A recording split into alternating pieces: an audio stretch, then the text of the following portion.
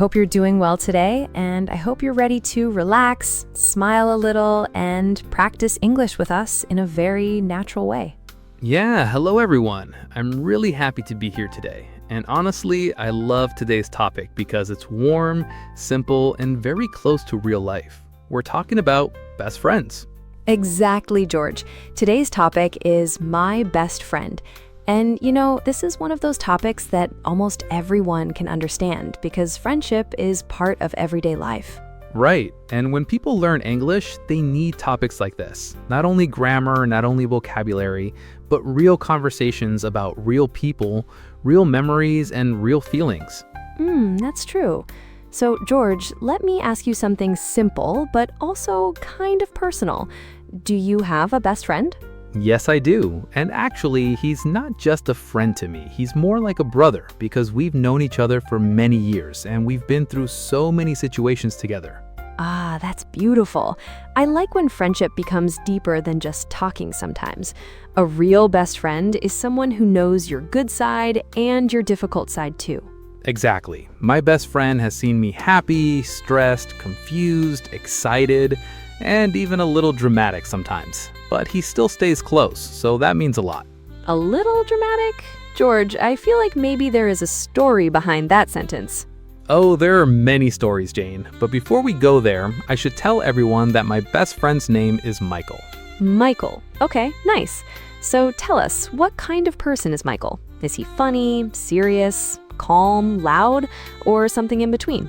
He's kind of a mix, actually. He's honest, kind, and funny, but he also knows when to be serious. That's what I really respect about him. That's a good balance, because sometimes a friend can be funny all the time, but when you need real advice, you need someone who can listen carefully. Yeah, exactly. Michael can joke with me for 1 hour, but if I say, hey, I'm worried about something, he becomes serious and really listens. That is a very special quality. Many people can talk, but not everyone can listen with care and patience. Right, and that's why I trust him. I don't feel embarrassed when I talk to him because I know he won't laugh at my problems. That's real friendship. So now I'm curious, George, how did you and Michael first meet? Well, we met at school many years ago. We were in the same class, but we didn't become best friends immediately. It happened slowly in a funny way. Oh, I love stories like that. Sometimes the best friendships don't start in a perfect way. Sometimes they start with something small and unexpected. Exactly, and our friendship started with a pencil. Yes, a simple pencil. It sounds silly, but that pencil began everything. Wait. A pencil. Now you definitely have to explain this because that sounds too funny to ignore. Okay, so on the first day of class, I forgot my pencil at home. I looked around and Michael was sitting near me, so I asked him if I could borrow one. That sounds normal so far. A student forgets a pencil, asks another student, and everything is peaceful. Yes, everything was peaceful for maybe 5 minutes. He gave me the pencil and I said, thank you, I'll give it back after class. I feel like you did not give it back after class. Am I right? You are exactly right. I forgot to return it and then somehow I also lost it. I still don't know where that pencil went. Oh no, George, that is not a great beginning. Poor Michael probably thought, who is this boy stealing my pencil? Maybe. The next day he asked me, can I have my pencil back? And I started checking my bag, my books, my pockets, everything. And of course, the pencil was gone because the pencil had already started its own adventure somewhere. Exactly. I felt so embarrassed because it was the first time we really talked and I already lost his pencil. So what did you do? Did you just apologize or did you try to fix the problem? I apologized and after school, I bought him a new pencil. The next day, I gave it to him and said, I'm sorry, I lost yours, so this one is for you. That's actually very respectful. You made a mistake, but you took responsibility, and that says something good about your character. Yeah, and Michael laughed. He said, okay, now I know you lose pencils, but at least you're honest. That is such a good line. I like Michael already. He sounds funny and kind at the same time. He is, and after that, we started talking more. We talked during breaks, helped each other with homework, and slowly became close friends. That is beautiful. One lost pencil became years of friendship. It's funny how life works sometimes. Yeah, honestly, small moments can become big memories. You never know when a normal day can become the start of something important. That's very true. And before we continue, dear listeners, if you want to improve your English every day, here is something important. Yes, listen carefully because this is easy and useful for your English practice. Search for the Molingo app directly on the Google Play Store. Yes, search for the Molingo app directly on the Google Play Store. You can practice vocabulary, listening, speaking, and useful English every day. Okay, George, now I want to talk about my best friend too. Her name is Sarah, and honestly, she is one of the kindest people I know. Ah, Sarah, nice. So how did you meet her? Was it also at school, or do you have a funny story too? We met at a birthday party more than 10 years ago. I didn't know many people there, so at first I felt shy and a little uncomfortable. Yeah, I know that feeling. You go somewhere, everyone seems to know each other, and you're just standing there like, okay, what do I do now? Exactly. I was standing near the table, holding a glass of juice and trying to look normal, but inside I was thinking, please, someone talk to me. That is so real. Many people feel that way at parties, but they pretend everything is fine. Yes, and then Sarah came to me with a big smile. She said, "Hi, do you know many people here?" And that small question made me feel comfortable. That's really nice. She didn't make you feel alone. She noticed you and helped you feel included. Exactly. We started talking, and honestly, I don't remember all the words we said, but I remember the feeling. I felt safe, relaxed, and happy.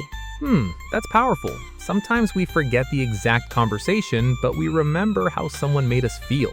Yes, that's exactly it. After that party, we exchanged numbers, stayed in touch, met for coffee, and slowly our friendship became stronger. That's beautiful. Friendship doesn't always need a big dramatic beginning. Sometimes it begins with kindness and a simple smile. Right, and Sarah is very kind. She remembers small things. If I tell her something important, she remembers it even months later. That's a rare quality. When someone remembers the little details, you feel like you matter to them. Yes, and she also makes me laugh so much. Sometimes we laugh at very silly things, and we can't even finish our sentences. That's the best kind of friendship. When you can laugh together about nothing, you know the friendship is comfortable. Exactly. But George, let me ask you this. What is one funny memory you have with Michael?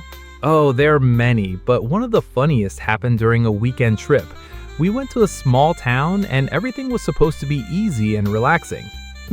Supposed to be sounds dangerous. I feel like something went wrong. You are correct. We got lost, and not just a little lost. We were completely lost for almost 1 hour. George, why am I not surprised? You seem like the kind of person who says, "Don't worry, I know the way," while walking the wrong way. That is unfair, but also, okay, maybe it is a little true. I was very confident, but my confidence was going in the wrong direction. That sentence is amazing. My confidence was going in the wrong direction. I think many people understand that feeling. Yes, and Michael kept saying, maybe we should ask someone. But I said, no, I know where we are going. Oh no, that is the classic mistake. When someone refuses to ask for directions, the journey becomes longer immediately. Exactly. After walking for a long time, Michael stopped and said, George, confidence is good, but a map is better. Michael is wise. That sentence should be on a t-shirt. I know. Finally, we asked an older man for directions, and he kindly showed us the way. The funny part is, the restaurant was only 5 minutes from where we started. Wait, so you walked for almost 1 hour to find a restaurant that was 5 minutes away? Yes, unfortunately. And Michael still reminds me of that story every time we travel together. That is hilarious, but also sweet. Good friends remember your mistakes, but they don't use them to hurt you. They turn them into funny memories. Exactly. Michael never makes me feel stupid. He jokes with me, but in a warm way. That's why I enjoy being around him. That's important. A good friend can joke with you, but they should never make you feel small or embarrassed in a cruel way. Right. Real friendship needs respect, even when you're laughing and teasing each other. Let's teach some useful English from today's conversation, because there are many good words here. Great idea. The first phrase is best friend. A best friend means your closest friend, the person you trust and love very much. For example, Sarah is my best friend because she listens to me and supports me when I need help. Another useful word is honest. Honest means telling the truth and not hiding important things. For example, Michael is honest, so George trusts him and listens to his advice. Another important word is kind. Kind means friendly, caring, and helpful to other people.